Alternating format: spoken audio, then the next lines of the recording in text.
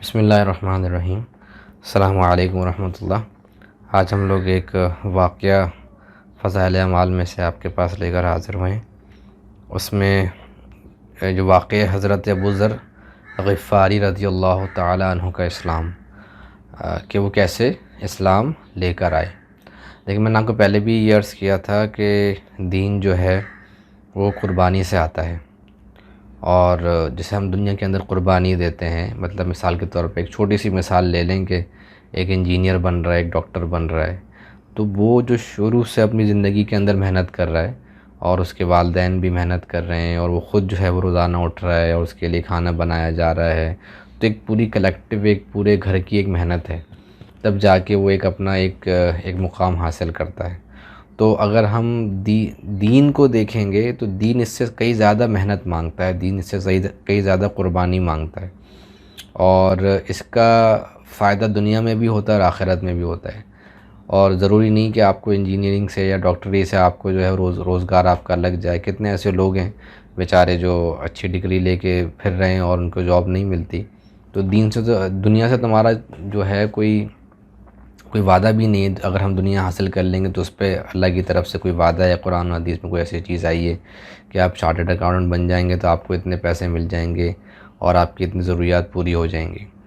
تو دین ایک ایسی چیز ہے کہ دین بھی جو ہے وہ محنت سے، قربانی سے زندگی کے اندر آ جائے۔ دنیا کو اللہ رب العزت نے بقدر مقدر رکھا ہے کہ جو آپ کی مقدر میں ہوگا وہ ملے گا، اور دین کو اللہ رب العزت نے بقدر مشقت رکھا ہے۔ جتنی آپ دین کے اندر مشقت اٹھائیں گے تو دین زندگی میں آئے گا۔ اب دین زندگی میں کیوں آ جائے؟ اس کے لیے وہ اس لیے آ جائے کیونکہ دین کے اندر اللہ تعالیٰ نے دونوں جہانوں کی کامیابی رکھی ہے، دنیا کی بھی رکھی ہوئی، آخرت کی بھی رکھی ہوئی۔ اور اسی طرح ابھی دین کیا ہے؟ دین اللہ کے احکامات اور حضور اکرم صلی اللہ علیہ وسلم کے نورانی مبارک طریقے، یہ دین ہے۔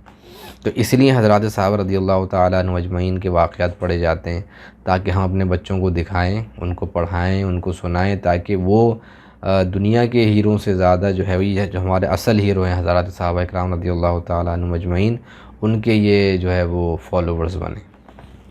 تو اس میں سب سے جو یہ پانچواں ہمارا ٹاپک ہے حضرت ابو ذر غفاری رضی اللہ تعالیٰ عنہ کا اسلام، میں پڑھتا ہوں۔ میں حضرت ابو ذر غفاری رضی اللہ تعالیٰ عنہ مشہور صحابی ہیں جو بعد میں بڑے زاہدوں اور بڑے علماء میں سے ہوئے۔ حضرت علی رضی اللہ تعالیٰ عنہ کا ارشاد ہے کہ ابو ذر ایسے علم کو حاصل کیے ہوئے ہیں جس سے لوگ عاجز ہیں، مگر انہوں نے اس کو محفوظ کر رکھا ہے۔ مطلب یہ کہ بڑے بڑے لوگ جو ہے وہ ایسے علم کو جو ہے نا اٹھا نہیں سکتے، علم حاصل نہیں کر سکتے، وہ والا جو ابو ذر غفاری رضی اللہ تعالیٰ عنہ نے اس علم کو جو ہے وہ سنبھالے ہوا ہے۔ جب ان کو حضور اقدس صلی اللہ علیہ وسلم کی نبوت کی پہل خبر پہنچی تو انہوں نے اپنے بھائی کو حالات کی تحقیق کے واسطے مکہ بھیجا کہ جو شخص یہ دعویٰ کرتا ہے کہ میرے پاس وحی آتی ہے اور آسمان کی خبریں آتی ہیں، اس کے حالات معلوم کریں اور اس کے کلام کو غور سے سنیں۔ وہ مکہ مکرمہ آئے اور حالات معلوم کرنے کے بعد اپنے بھائی سے جا کر کہا کہ میں نے ان کو اچھی عادتوں اور عمدہ اخلاق کا حکم کرتے ہوئے دیکھا، اور ایک ایسا کلام سنا جو نہ شعر ہے نہ کاہنوں کا کلام ہے۔ ابو ذر رضی اللہ تعالیٰ عنہ کو اس مجمل بات سے تشفی نہ ہوئی تو خود سامان سفر کیا اور مکہ پہنچے اور سیدھے مسجد حرام میں گئے۔ حضور اکرم صلی اللہ علیہ وسلم کو پہچانتے نہیں تھے اور کسی سے پوچھنا مصلحت کے خلاف سمجھا۔ شام تک اسی حال میں رہے۔ شام کو حضرت علی رضی اللہ تعالیٰ عنہ نے دیکھا کہ ایک پردیسی مسافر ہے۔ مسافروں کی، غریبوں کی، پردیسیوں کی خبر گیری، ان کی ضرورتوں کا پورا کرنا ان حضرات کی گھٹی میں پڑا ہوا تھا، اس لیے ان کو اپنے گھر لے گئے، میزبانی فرمائی، لیکن اس کے پوچھنے کی کچھ ضرورت نہ سمجھی کہ کون ہو، کیوں آئے ہو۔ مسافر نے بھی کچھ ظاہر نہ کیا۔ صبح کو مسجد میں پھر آ گئے اور دن بھر اسی حال میں گزرا، یہ خود پتہ نہ چلا اور دریافت کسی سے کیا نہیں۔ غالباً اس کی وجہ یہ ہوگی کہ حضور کے ساتھ دشمنی کے قصے بہت مشہور تھے، آپ کو اور آپ کے ملنے والوں کو ہر طرح کی تکلیفیں دی جاتی تھیں۔ ان کو خیال ہوا کہ صحیح حال معلوم نہیں ہوگا اور بدگمانی کی وجہ سے مفت کی تکلیف رہے گی۔ دوسرے دن شام کو بھی حضرت علی رضی اللہ تعالیٰ عنہ کو خیال ہوا کہ پردیسی مسافر ہے، بظاہر جس غرض کے لیے آیا ہے وہ پوری نہیں ہوئی، اس لیے پھر اپنے گھر لے گئے اور رات کو کھلایا سلایا، مگر پوچھنے کی اس رات بھی نوبت نہ آئی۔ تیسری رات کو پھر یہی صورت ہوئی تو حضرت علی نے رضی اللہ تعالیٰ عنہ نے دریافت کیا کہ تم کس کام کے لیے آئے ہو، کیا غرض ہے؟ تو حضرت ابوذر رضی اللہ تعالیٰ عنہ نے اول ان کو قسم اور عہد و پیمان دیے اس بات کے کہ وہ صحیح بتائیں۔ اس کے بعد اپنی غرض بتلائی۔ حضرت علی رضی اللہ تعالیٰ عنہ نے فرمایا کہ وہ بے شک اللہ کے رسول ہیں، اور صبح کو جب میں جاؤں تو تم میرے ساتھ چلنا، میں وہاں تک پہنچا دوں گا، لیکن مخالفت کا زور ہے، اس لیے اس راستے میں اگر مجھے کوئی شخص ایسا ملا جس سے میرے ساتھ چلنے کی وجہ سے تم پر کوئی اندیشہ ہو تو میں پیشاب کرنے لگوں گا یا اپنا جوتا درست کرنے لگوں گا۔ تم سیدھے چلنا، میرے ساتھ ٹھہرنا نہیں، جس کی وجہ سے تمہارا میرا ساتھ ہونا معلوم نہ ہو۔ چنانچہ صبح کو حضرت علی رضی اللہ تعالیٰ عنہ کے پیچھے حضور صلی اللہ علیہ وسلم کی خدمت میں پہنچے، وہاں جا کر بات چیت ہوئی اور اسی وقت مسلمان ہو گئے۔ حضور اقدس صلی اللہ علیہ وسلم نے ان کی تکالیف کے خیال سے فرمایا کہ اپنے اسلام کو ابھی ظاہر نہ کرنا، چپکے سے اپنی قوم میں چلے جاؤ، جب ہمارا غلبہ ہو جائے اس وقت چلے آنا۔ اور انہوں نے عرض کیا کہ یا رسول اللہ، اس ذات کی قسم جس کے قبضے میں میری جان ہے کہ اس کلمہ توحید کو ان بے ایمانوں کے بیچ میں چلا کے پڑھوں گا۔ چنانچہ اسی وقت مسجد حرام میں تشریف لے گئے اور بلند آواز سے اشہد ان لا الہ الا اللہ و اشہد ان محمد رسول اللہ پڑھا۔ پھر کیا تھا کہ چاروں طرف سے لوگ اٹھے اور اس قدر مارا کے زخمی کر دیا، مرنے کے قریب ہو گئے۔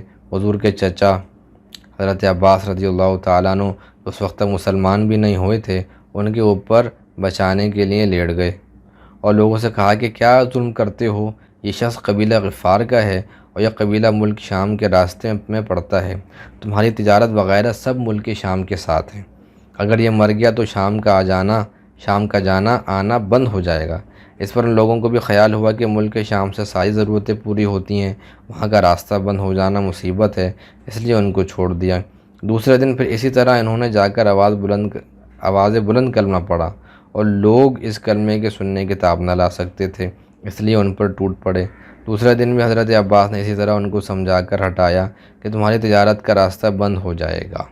فائدہ: حضور علیہ الصلوۃ والسلام کے اس ارشاد کے باوجود کہ اپنے اسلام کو چھپاؤں، ان کا یہ فعل حق ہے کہ اظہار کا ولولہ اور غلبہ تھا کہ جب یہ دین حق ہے تو کسی کے باپ کا کیا اجارہ ہے جس سے ڈر کر چھپایا جائے، اور حضور کا منع فرمانا شفقت کی وجہ سے تھا۔ ممکن ہے تکالیف کا تحمل نہ ہو، ورنہ حضور علیہ الصلوۃ والسلام کے حکم کے خلاف صحابہ کی کیا مجال تھی۔ چنانچہ اس کا کچھ نمونہ مستقل باب میں آ رہا ہے، کیونکہ حضور علیہ الصلوۃ والسلام خود ہی دین پھیلانے میں ہر قسم کی تکلیفیں برداشت فرما رہے تھے، اس لیے حضرت ابوذر رضی اللہ تعالیٰ عنہ نے سہولت پر عمل کرنے کے بجائے حضور کا اتباع کو ترجیح دی۔ یہی ایک چیز تھی کہ جس کی وجہ سے ہر قسم کی ترقی دینی دنیاوی صحابہ رضی اللہ تعالیٰ عنہم اجمعین کے قدم چوم رہی تھی، اور ہر میدان ان کے قبضے میں تھا کہ جو شخص بھی ایک مرتبہ کلمہ شہادت پڑھ کر اسلام کے جھنڈے کے نیچے آ جاتا تھا، بڑی قوت بھی اس کو روک نہ سکتی تھی، اور نہ بڑے سے بڑا ظلم اس کو دین کی اشاعت سے ہٹا سکتا تھا۔ تو اللہ تعالیٰ ہم سب کو ان واقعات کی جو حقیقت نصیب فرما دے۔ اچھا، اس میں ایک تھوڑی سی بات میں آپ سے یہ کرتا چلوں کہ یہ جو اس کے اندر تھوڑے سے مشکل الفاظ آپ کہہ لیں، کیونکہ پرانی اردو لکھی ہوئی ہے، اس سے نا جسے وہ لوگ جو زیادہ تر جو فضائل اعمال کی تعلیم کرتے ہیں یا سنتے ہیں، ان کو تھوڑا سا یہ ذہن میں آتا ہے کہ یہ الفاظ جو ہیں وقت کے ساتھ ساتھ ختم ہو جانے چاہیے اور یہ الفاظ آسان کر کے ان کو لکھ دینا چاہیے۔ دیکھیں، جتنی بھی ہماری عموماً جو ہندوستان پاکستان کے اندر جتنا بھی دینی علم ہے اس کی کتابیں لکھی گئی ہیں، وہ اردو کے اندر جو ہے وہ لکھی گئی ہیں۔ اگر ہم اردو پڑھنا پڑھانا سننا سنانا چھوڑ دیں گے تو ہمارا دین، یعنی کہ جو دین کی کتابیں ہیں، جو علم دین کی کتابیں ہیں، ان کا پڑھنا ہمارے لیے مشکل ہو جائے گا۔ جب وہ مشکل ہو جائے گا تو ہمارے لیے کیا ہوگا پھر، یعنی کہ علم حاصل کرنا ہمارے لیے مشکل ہو جائے گا۔ تو یہ آپ غنیمت سمجھیں کہ بھائی یہ جو ہے اس کتاب کے اندر تھوڑی سی پرانی جو ہے وہ اردو استعمال کی گئی ہے، اور وہ تو اس زمانے کے حساب سے جو ہے اردو استعمال کی گئی، لیکن یہ ہمارے زمانے کے حساب سے بھی ہے کہ یہ اردو لینگویج اس سے جو ہے وہ انٹیکٹ رہے گی، اردو کی انٹیگریٹی جو ہے وہ انٹیکٹ رہے گی۔ ایسا نہیں ہوگا کہ اردو ختم ہو جائے۔ اور میں نے یہ بھی دیکھا ہے کہ بعض احباب، بعض ایسے لوگ جو فضائل اعمال، فضائل صدقات، اس قسم کی دینی کتب کا جو ہے وہ مطالعہ کرتے رہتے ہیں، ان کی اردو بہت زبردست ہوتی ہے۔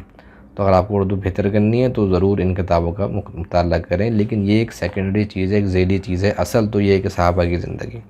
دوسری چیز یہ کہ حضرت علی رضی اللہ تعالیٰ عنہ کا آپ مہمان نوازی دیکھیں، کیسے انہوں نے مہمان نوازی کی، اور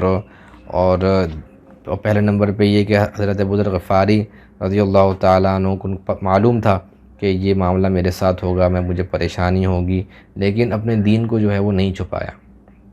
اسی لیے ہم نے بڑوں سے یہی سنا کہ جب دین دل کے اندر آ جاتا ہے، کلمہ آ جاتا ہے، تو پھر وہ کسی بھی تکلیف اور کسی بھی مطلب ہر قسم کی قربانی سے وہ گزر جاتا ہے۔ جب اللہ کی بڑائی دل کے اندر آ جائے، حضور علیہ الصلوۃ والسلام کی اہمیت دل کے اندر آ جائے، تو پھر دین جو ہے مقدم ہو جاتا ہے، باقی جتنی بھی چیزیں ہوتی ہیں وہ پیچھے رہ جاتی ہیں۔ تو یہ حضرت ابوذر غفاری رضی اللہ تعالیٰ عنہ تھے، ان کے اسلام کے بارے میں تھوڑی سی اس کتاب کے اندر جو ہے وہ لائٹ ڈالی گئی، تھوڑا سا ان کے بارے میں پڑھا گیا۔ تو اللہ تعالیٰ سے دعا ہے کہ اللہ تعالیٰ ہمیں ان باتوں کی حقیقت نصیب فرما دے۔ ہم جو بائی برتھ مسلمان ہیں، بائی برتھ جو ہم لوگ جو مسلمان ہیں، اس کے اندر اتنی ہمارے دل کے اندر اتنی دین کی اہمیت نہیں ہوتی جتنے جو نیو ریورٹڈ جو مسلمز ہوتے ہیں، جو غیر مسلم ہوتے ہیں، اس کے بعد مسلمان ہو جاتے ہیں، ان کے اندر زیادہ دین کی اہمیت ہوتی ہے۔ ہم نے کبھی قریبی ایک واقعہ سنا کہ ایک صاحب اپنے والدین کے بارے میں بتا رہے تھے کہ ان کے والد صاحب برٹش نیشنل تھے، برٹش مسلم تھے، اور انہوں نے جو شادی کی تھی وہ اسکاٹش خاتون سے شادی کی تھی، اور ان کو مسلمان کر کے جو ہے وہ انہوں نے شادی کی تھی۔ اب یہ کہ برٹش مسلم جو تھے، لیکن یہ تو بائی برتھ جو ہے مسلم تھے، اور وہ جو اسکاٹش خاتون تھی وہ بعد میں ریورٹ ہوئی، مسلمان ہوئی۔ تو اس میں وہ بتانے لگے کہ جب یعنی کہ وہ جو اسکاٹش خاتون تھیں وہ اپنے یعنی کہ جو اپنے میاں کو اٹھاتی تھیں، اور اپنے جو بائی برتھ جو مسلمان جو ان کے شوہر تھے ان کو جو ہے وہ تہجد میں اٹھاتی تھیں، اور کہتی تھی جو ہے وہ تہجد کے لیے جو ہے نا آپ اٹھیں۔ تو کتنی زبردست بات ہے۔ تو اس طرح ہمیں بھی چاہیے کہ ہم اپنے دین کو سیکھیں، صحیح لوگوں سے، علماء کے ساتھ تعلق جوڑ کے ان سے دین سیکھیں، اور اپنے بچوں کو بھی سکھائیں۔ مرد کے اندر دین آئے گا تو گھر کی چوکھٹ تک رہے گا، اور عورت کے اندر دین آئے گا تو اس کی نسلوں کے اندر جو ہے وہ جائے گا انشاءاللہ۔ اللہ تعالیٰ سے دعا ہے کہ اللہ تعالیٰ ہم سب کو عمل والا بنا دے، اور ان باتوں کو سن کے سیکھ کے آگے پہنچانے والا بنا دے۔ السلام علیکم ورحمۃ اللہ وبرکاتہ۔